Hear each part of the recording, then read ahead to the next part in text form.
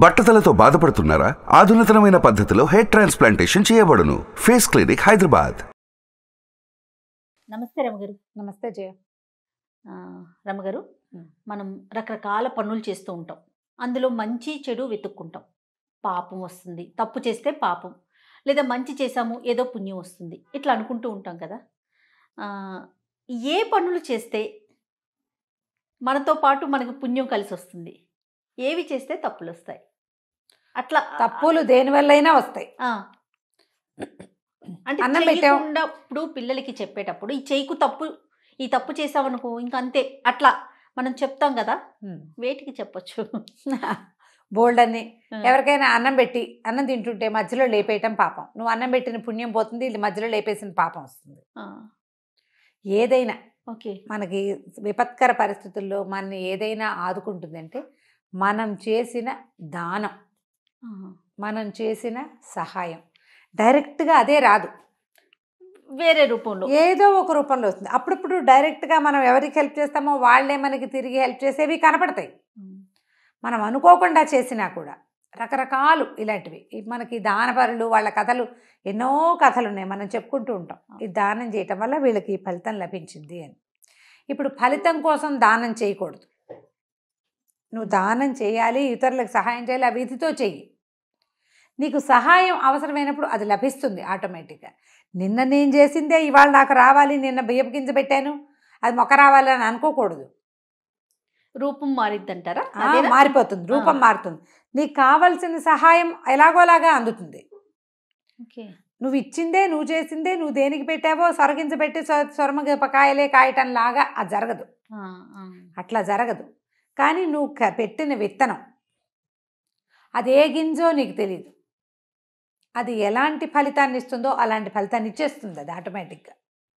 నీకు ఏ కాయ కసరు ఇవ్వలేదు ఆ చెట్టు, నువ్వు పెట్టిన గింజ నీడైనా ఇస్తుంది కదా, నీడిస్తుంది, పచ్చగా కాస్త ఆహ్లాదాన్ని ఇస్తుంది కంటికి, ఓకే, గాలి ఇస్తుంది, మంచి ఆక్సిజన్ని. వాన వంగుడు ఎండ సమయాల్లో తలదాచుకునేందుకు ఒక గూడు.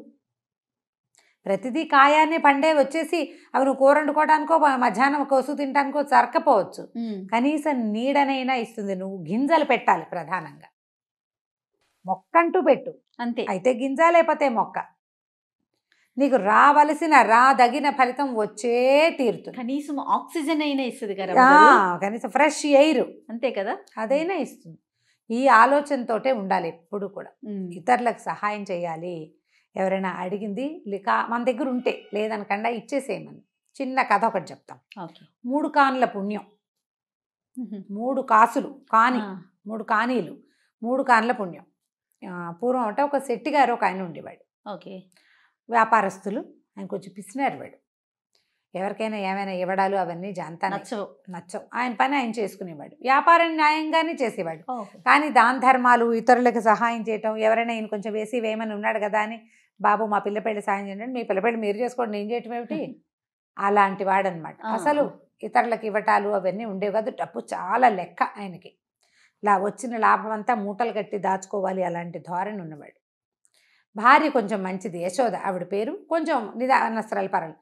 వాడెవడో మన వాకిట్లోకి వచ్చాడు, ఓ అరటిపండు ఇస్తే ఏమైంది, 10 పళ్ళు ఉన్నాయి, కట్టు దింపోతామా ఈ 3 రోజుల్లో, పోన్లే 2 పళ్ళు ఇస్తామని చూసి చూడకుండా ఆయన వద్దన్నా సరే ఆవిడ తిరగబడి పొట్టాడేది, ఏదో ఇచ్చేది, పోసేసేది కాదు. కానీ చేయి విడిచి వస్తువు ఇవ్వటమే ఆవిడికి అలవాటుగా ఉంది.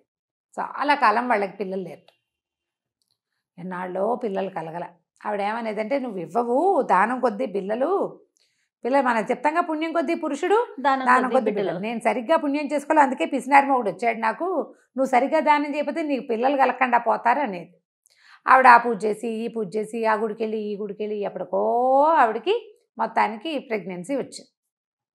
అయితే ఆవిడ ఇట్లా తన కడుపులో ఒక ఆయ కాస్తే 1 సంవత్సర కాలపు వ్యాపారపు లాభాన్ని తిరుపతి హుండీలో వేస్తానని స్వామికి మొక్కుకుంది, వెంకటేశ్వర స్వామికి. ఆవిడ ఆ ధ్యాస మీదే ఉండేది. సరే, కడుపుతో ఉన్నది, కన్నది, మగపిల్లాడు పుట్టాడు. పిల్లాడికి ఏడాది వచ్చేసరికి నీకు డబ్బులు తీసుకొచ్చి వేసి పిల్లాడి తల వెంట్రుకలు తెల్ల నీళ్ళాలు ఇస్తాను స్వామి అని వెంకన్నకి చెప్పింది.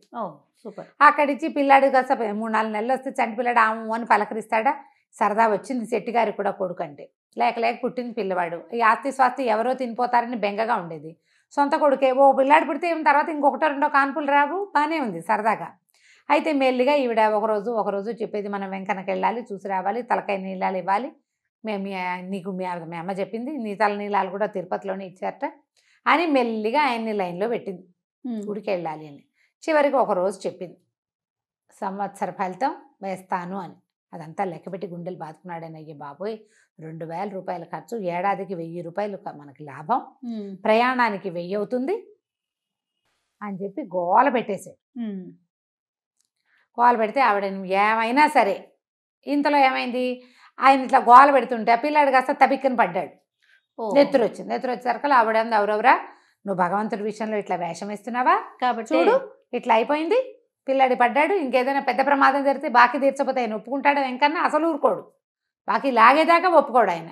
నువ్వు అక్కడ బాకీ ఇవ్వకపోతే పిల్లాడికి ఏదైనా జబ్బు చేసి వీడు అనారోగ్యానికి అయిపోతుంది, మొక్కుబడిగానే ఉండిపోయి ఖర్చు అయిపోతుంది అని అరిచర్చి కేకలేసి పోటాడింది. ఈ లోపల ఆయన మేనత్త మొగుడు వచ్చారు. వాళ్ళు అన్నారు, అయ్యో అట్లా చేయకూడదురా నాయన, మీ అమ్మ ఇట్లాగే ఏదో ఇద్దే కొట్టి మీ తమ్ముడు పోయాడు అప్పుడు అనేసరికి భయం పట్టుకుంది.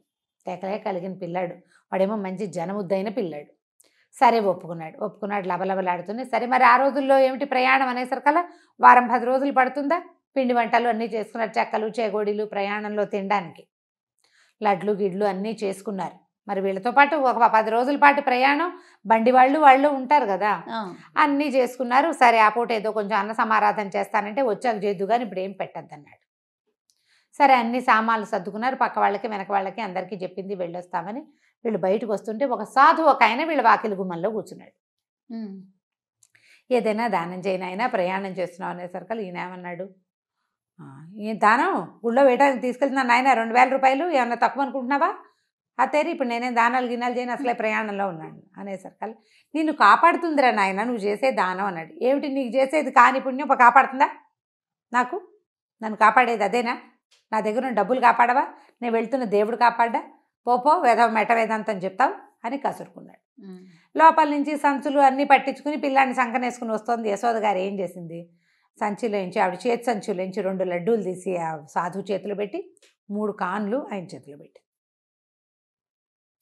లడ్డూలేమో ప్రసాదంగా, కాన్లు ఆయన దానం అడిగాడు కదా, ఊరు వెళ్తున్నావు దేవుడికి మొక్కు తీర్చడానికి వెళ్తున్నావు, 2 కాన్లైనా నేను దానం చేసుకోకపోతే ఎట్లా అని ఇచ్చేసరికి ఈయన అన్నాడు, ఖర్చు కంచే మొదలు పెట్టావా, పెద్ద నష్టం వస్తుంది రేపు మనకు, అక్కడ ఎలాగూ 2000 వేసేస్తాం, గుళ్ళో అయిపోతుంది అని గట్టిగా కసురుకున్నాడు. ఆవిడంది, ఈ 3 కాన్లతోటి దిగిపడిపోయామా మనం, పద అంతసేపు ఇట్లా అంటామని మొగుడిని కసిరేసింది. ఆ సాధువు దండం పెట్టాడు, లడ్డు ముక్క తుంచి నొట్ట వేసుకున్నాడు. వీళ్ళు బండెక్కారు. చక్కగా సజావుగా ప్రయాణమైంది. 4 రోజులు 5 రోజుల తర్వాత తిరుమల చేరాక అసలు ఆ కొండ మీదకి వెళ్తుంటే ఆ గోవిందనామస్మరణలకు వాటికి ఆవిడ ఒళ్ళు తెలియలే, ఈ గోవిందనామమే కదా ఇట్లా తల్లిని చేసింది రండి అని చాలా సంతోషంగా ఉంది. అక్కడి నుంచి డబ్బులు 3000 రూపాయలు పుచ్చుకొని బయలుదేరారు. ఓ 1000 దేవుడికి వేయటానికి, మిగిలినవి ఖర్చులు.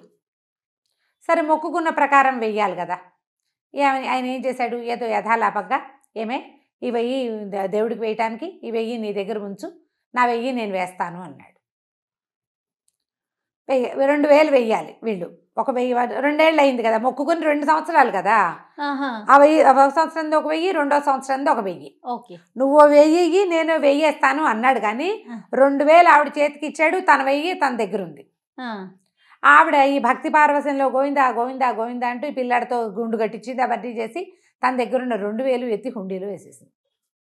ఈయనేం చెప్పాడు, నువ్వు 1000 నేను 1000 వేస్తా అన్నాడుగా, ఈయన 1000 వేసేసాడు.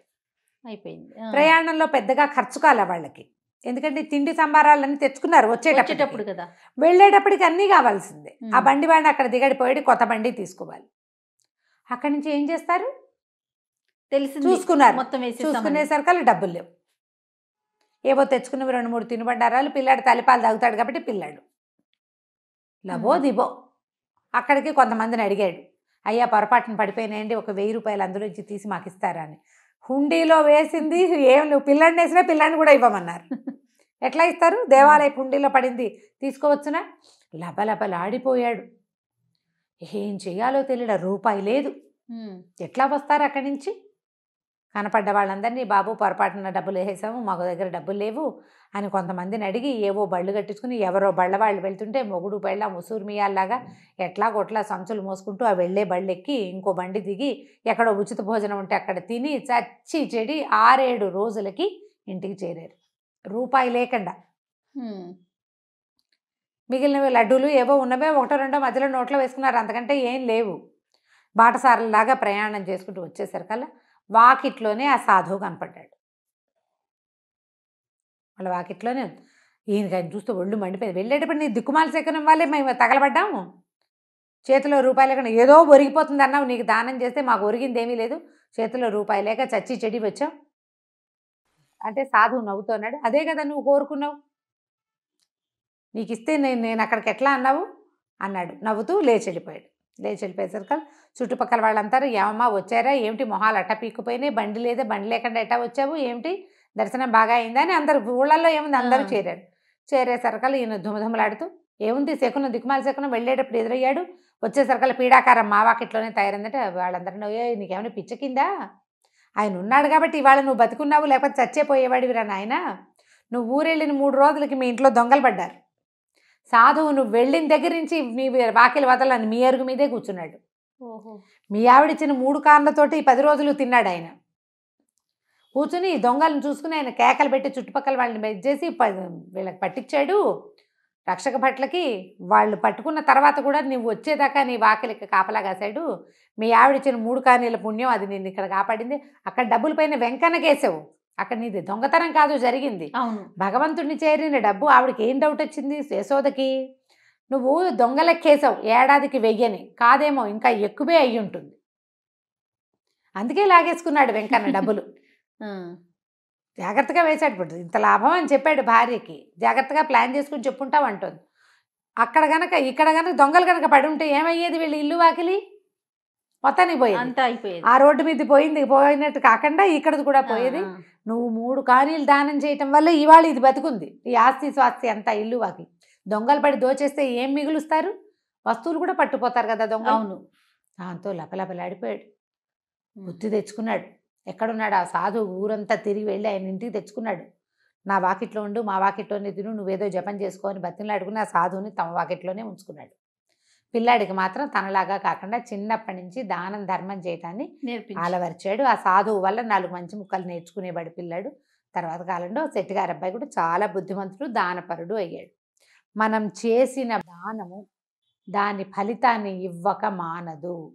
నీకు తెలిసినట్టుగా నువ్వే గింజ పెడితే ఆ గింజే మొక్కొచ్చినట్టుగా మాత్రం కాదు, నీకు అవసరమైనప్పుడు కావలసిన సహాయం, నువ్వు చేసిన పాజిటివ్ థింగ్ చూసావా, నువ్వు ఇచ్చింది అది ఇంకొక పాజిటివ్ రూపంలో నీకు తిరిగి వస్తుంది, చేయాలి అంతే. అంతే. ఎంత బాగుందో రమ్మగారు, చాలా చాలా బాగుందండి. నమస్తే రమ్మగారు. నమస్తే. సుమన్ టీవీలో మీ పర్సనల్ అండ్ బిజినెస్ ప్రమోషన్స్ కోసం కింది నెంబర్కి కాంటాక్ట్ చేయండి.